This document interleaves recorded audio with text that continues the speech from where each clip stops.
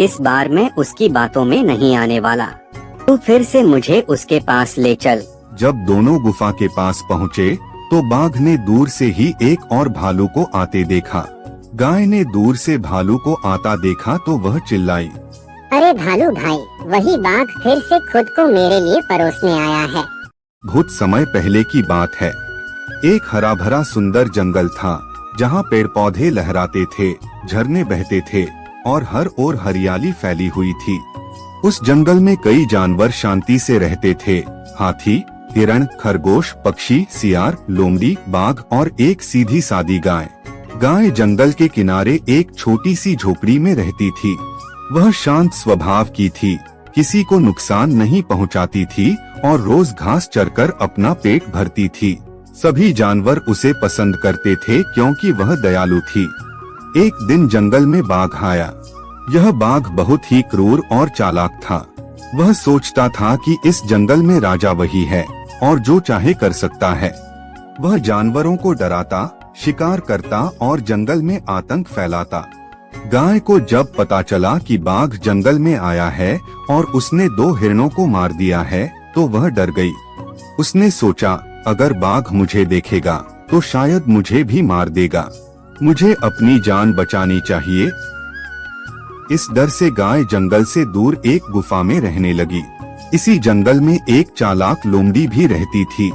वह छोटी थी लेकिन उसकी चालाकी के लिए पूरे जंगल में मशहूर थी।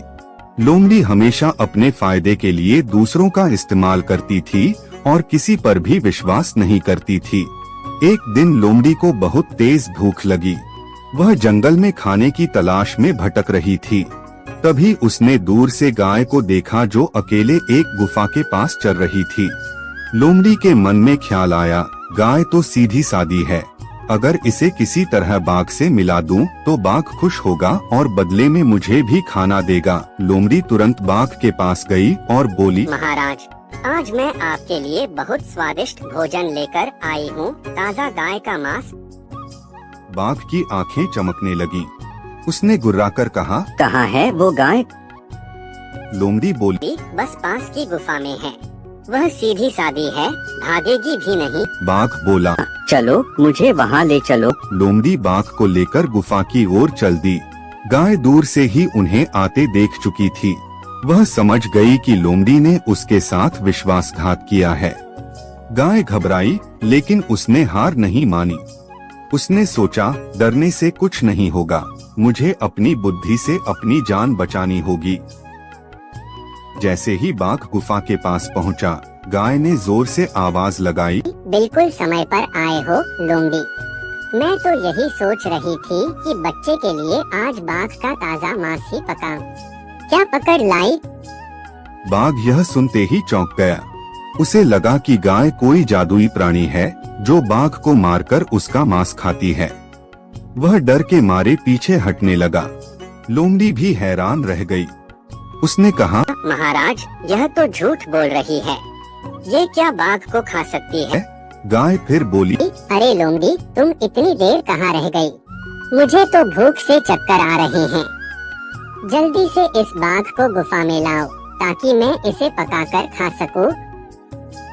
अब बाघ पूरी तरह डर गया। उसने सोचा, कहीं यह सच में कोई राक्षसी गाय ना हो। मुझे भाग जाना चाहिए। बिना कुछ सोचे बाघ वहां से उल्टे पैर भाग खड़ा हुआ।